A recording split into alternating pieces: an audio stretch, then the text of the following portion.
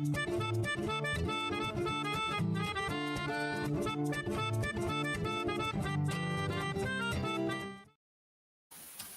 you guys, and welcome to the Steele Wars Hyperchat. It is Wednesday, the 12th of May, 2021. I've got the sun reflecting on my face. Very arty. I will try to close that. But how is everyone doing? Welcome back to the Steele Wars Hyperchat. I am Steele Saunders. I do love Star Wars. And if people can just fire up in the chat that you are hearing me okay. Ledra's here. All good. Let us know if you can, if it's all coming across. Johnny G has discovered Steele has a window. Steele's about to lose the window, actually. So stay tuned for that. Let's hit this. Bobby Gordon is in the chat saying, I'm enjoying hearing you on Star Wars Minute this week. Yes, I am on Star Wars Minute all this week. It's on YouTube or wherever podcasts are downloaded, doing a week of The Last Jedi Minutes. But, he continues, but can you talk about the change of clothes between episodes? Because it's kind of throwing me. You're obviously watching the YouTube. We just changed our t-shirts for each episode. All right, Johnny G says 5x5 sound. I don't know what that means. It sounds good. But Drew H says you sound good on my end. Drew, how is your end? All right. Hey, a few different things to talk about today. Ewan is on Jimmy Kimmel talking Obi-Wan Kenobi. We're going to chat about the Bad Batch. Got an update in the Dean Allen Foster against Disney's royalty payments. And that is probably about it. But straight up the top, as I try to get rid of this slide and stumble over my words meanwhile, let's talk about... Oh, Thurbo's saying it sounds like it's raining, but it doesn't rain in LA. There is music playing outside. So, everything sounds fine, but I'm curious if you have a fan on. Is it the music outside?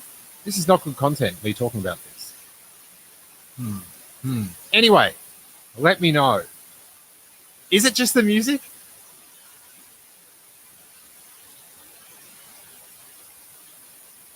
Is it the music or is it not? Wait there. Okay, Ledra says that's probably the sound. I'm just going to check.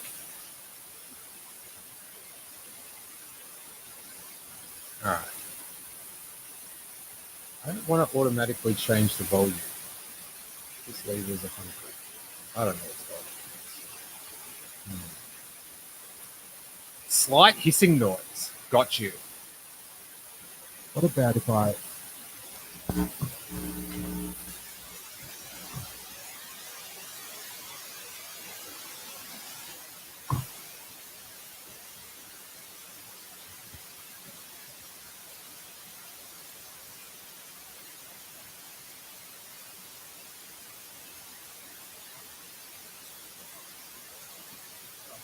How are we doing now?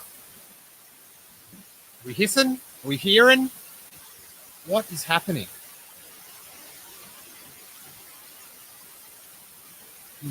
There is a definite hiss. Damn this hiss.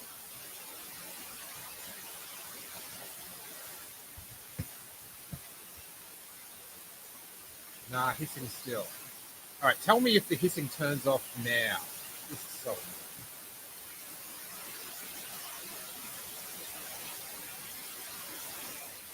Did the hissing just stop for a second? I turned off the mic just to try to work out if that's the issue.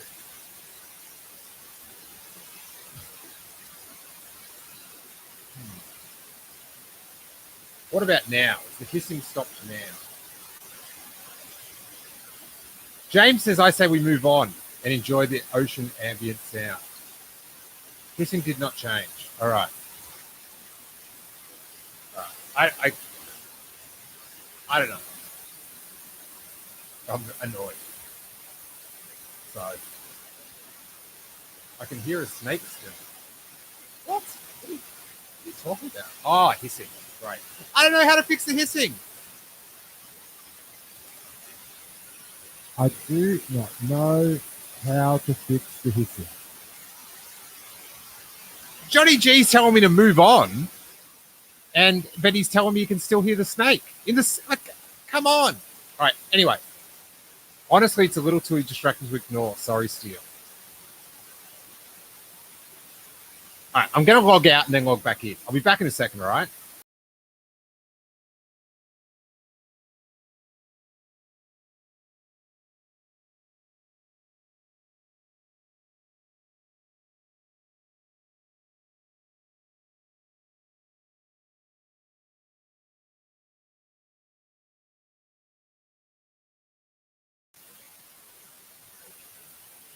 Is this any better?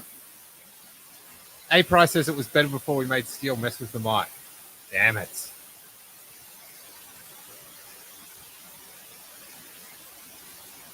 I'm worth the hiss, says Michael Nick. Excellent. Why would there be hissing? Am I back? I feel like I'm back. Still a little hiss. All right. I'm sorry about the hiss. I can't hear it. But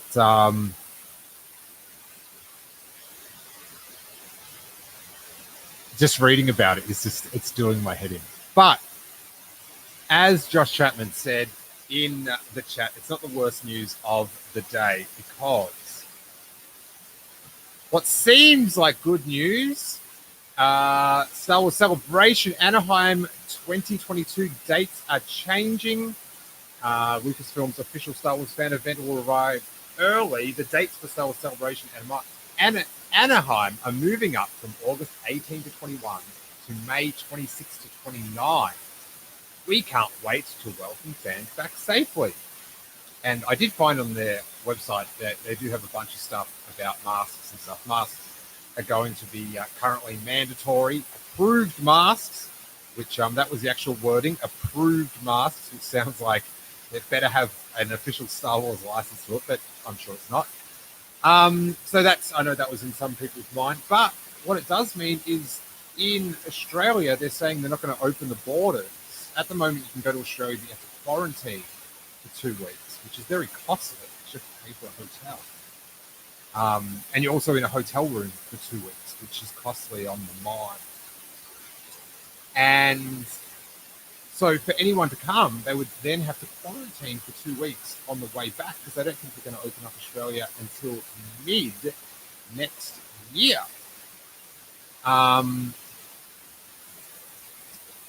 So people, I guess, technically could come and then stay and then quarantine, but it's just not viable, especially for just regular fans and stuff.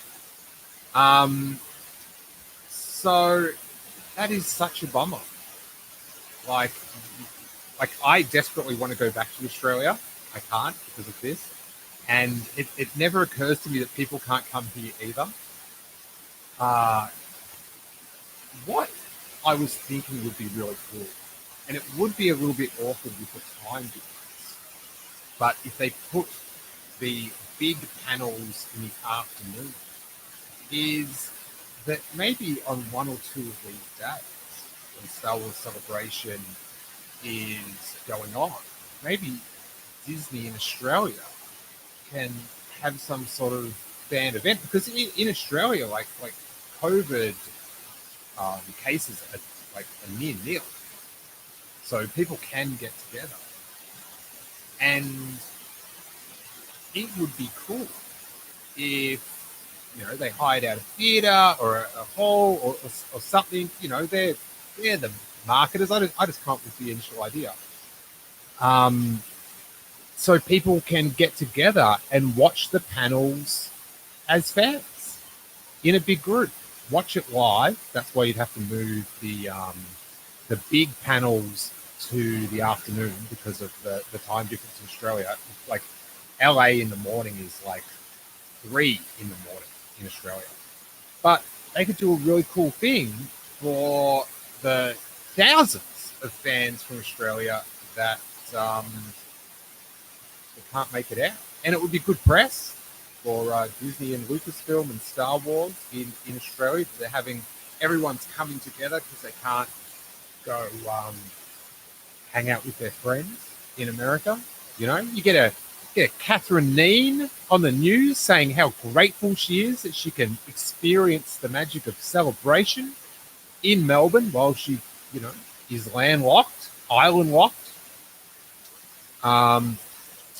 Thurbo suggests use Fox Studios in Sydney. Not a bad idea. I would pick Melbourne because theoretically, if I still live there, it'd be more convenient for me. But yes, do a cool thing. Do a cool thing. And make lemonade out of those Star Wars / COVID lemons. I'm going to email some people. I'm going to email some people that might be able to do something about it. Jay Chinch says, meet up at the con. Well, we have a very infamous live show at Celebration. And Emily Lee, the timeline is now down to about 1 year for you to get your next installment of Star Wars erotic fan fiction ready for our live read. However, I'm with you, Josh Chapman, in the chat, saying, not giving up hope, it ain't over till it's over. One thing we've learned with this COVID thing, it's unpredictable. So here's hoping that immunisation picks up in Australia. It's not through the people's lack of will, but it's the infrastructure getting it out there. And hopefully we can open up those borders. Hey, let's open them up before Christmas. Hey, that'd be all right, wouldn't it? How about family celebration? That'd be cool. Josh Chapman says, God, that could mean Johnny Grasso will be the only Australian there in 2022. Wow. Talk about self-loathing Australian, Josh. Grasso's impressions. Jim Grote says, do you think we'll ever get a celebration in New York City? I'm going to go no, because that's an expensive place to have one for everyone involved. So yeah, I don't know. I just don't see how. I've only been to like the big convention center where they have New York Comic Con, and I don't know. It's just being in the big city sort of would lose something about it. I don't like Chicago was a big city, but it was sort of felt like we were in a separate area from the rest of the city. But yeah, I don't think so. Or I always thought how weird it would be if they had one in Vegas. It'd be a bad idea because Aaron Taylor says London is more expensive than New York City. However, Celebration, the London European Celebration, it wasn't in London. It was like 45 minutes on a train out of the city. Bobby Gordon says, do you think they'll do a European one again sometime? I would be kind of shocked if they did, in my opinion. But hopefully, I just know it's hard to get all those, to do it in another country. The logistics would be, but I don't know. That's what their pros at. So who knows? Who knows?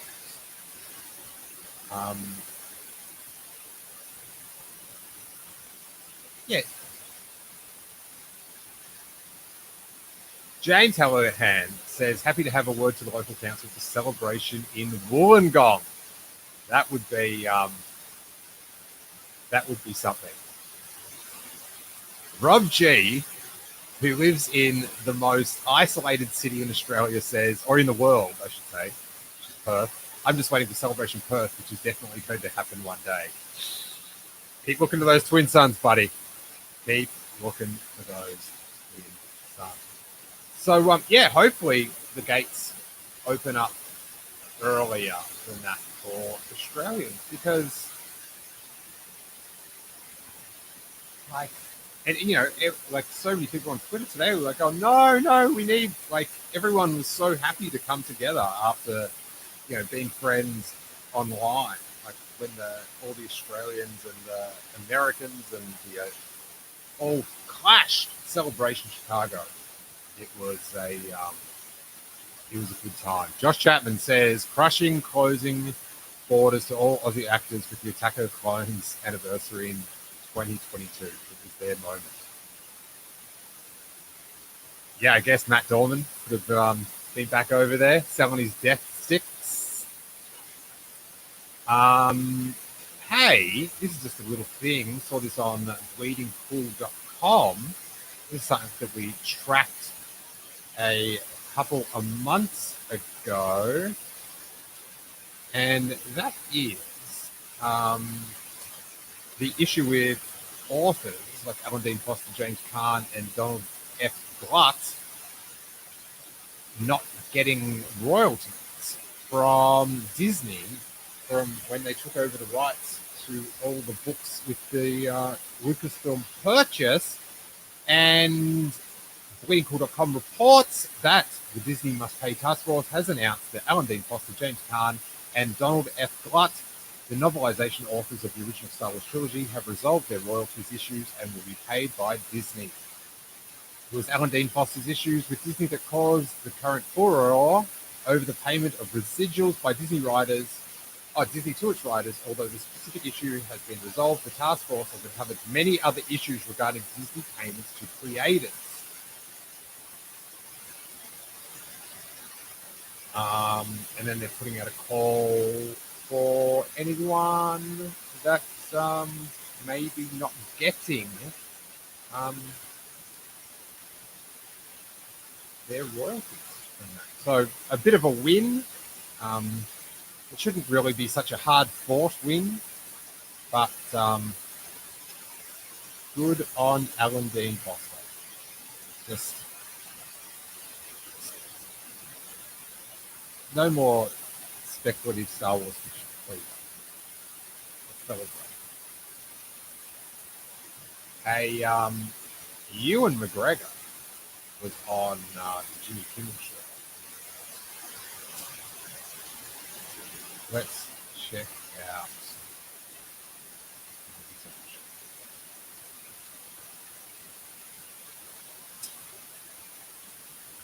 Why is it coming up?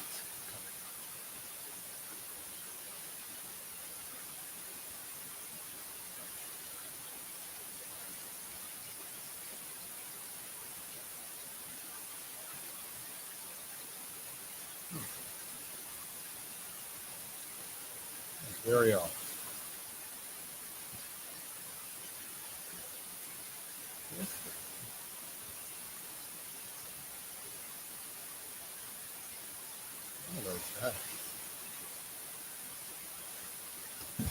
Keep that mic close. Thank you. All right.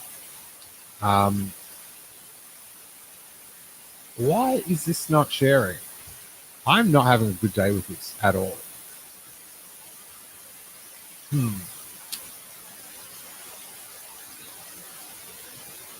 Anyway, Kimmel is he's got Obi-Wan Kenobi, Ewan McGregor. He's on set. He's in his back room with all his prequel pictures up. And I guess the one interesting thing was he said that on May the 4th, he filmed a scene with someone very special to him. And then Jimmy Kimmel, ever the great interviewer, says, are you related to them? Or have you shared the screen with them before? And they said, not necessarily.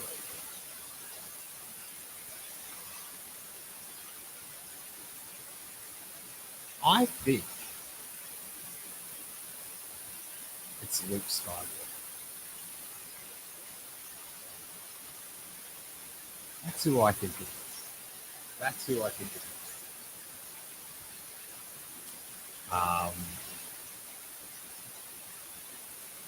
Or, who knows, why is my share screen not working?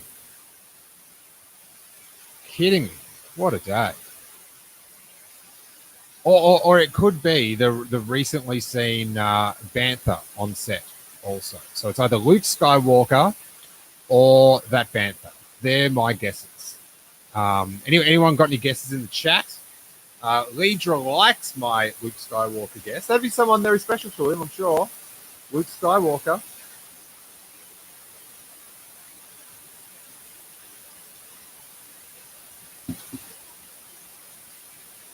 Rob G says, could be Vader. From a certain point of view, he hasn't shared the screen with Vader in his suit. Could be. Fits the bill, Rob G. Don't mind it. Don't mind it at all. Obviously, you got to think Toro. Hey? What about Obi-Wan Kenobi meeting a young Toro Calican at the Mos Eisley Cantina? That'd be something. Bobby Gordon is saying Dennis Lawson, Wedge, being that that's his uncle. But he couldn't be playing Wedge because the aging just would not work out at all. So,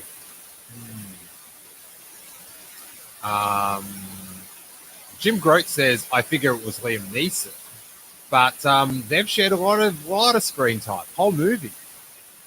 Aaron Taylor says probably his daughter. Well, that's boring, but maybe. Michael Nip says Warwick Davis. Yeah, I'm going through all the movies. They probably have not been, because Warwick was in Tatooine, but Obi-Wan wasn't in The Phantom Menace. But I don't think so. Devesh says it could be Paul Bettany again. Yes, very good. Very good. Leedra says, I was wondering if it could be some Clone Wars character. Someone Obi-Wan's interacted with, but Ewan hasn't. Leedra, has Corey Van Dyke hacked your account? I definitely... I don't think it's a Clone Wars reference. I don't think he's watching those and sort of bring that up. But hey, I got my Clone Wars cynical hat on. Yeah. Andrew Jardine says Rosie O'Donnell. That one, I didn't expect that guess. It's way out there. Yes, you did, Legion. Very Corey-ish. James Hallahan has a good one. Jabba. Oh. Jabba, they're both there on Tatooine.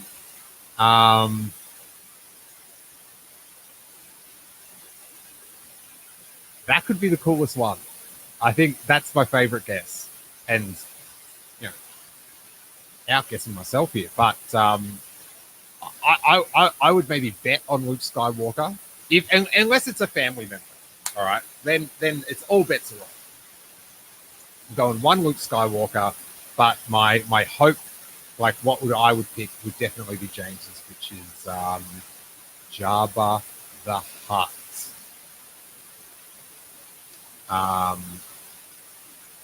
Leedra says, well, if we're potentially getting flashbacks, though, that Leedra is Corey, I've worked out now. Andrew Jardine says, ooh, Jabba is definitely the coolest guess. Definitely want to see Jabba in there. James Waterman, a sucker for continuity, says, I really hope they get the original baby actor for Luke. Leedra says, sorry, but I love Corey. He's very frustrating, I have to.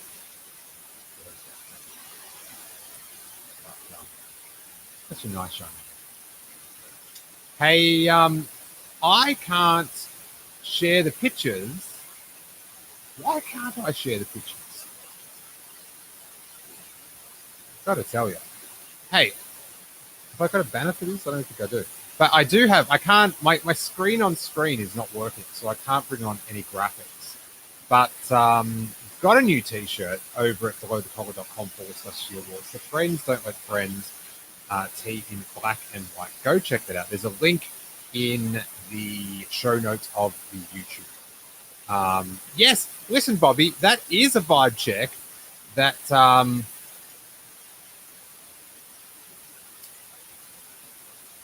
I can't do a sweet pod. So yes, we will have to let that one loose. Okay, What's a vibe check? that is a major vibe check. I'm majorly checked right now.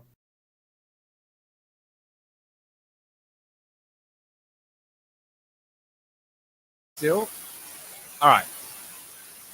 Things are falling apart here because I just went to play the vibe check video and it throws the whole thing. So I'm wrapping up. I'll be back tomorrow. Corey might be with me. Stay strong, Australian fans. I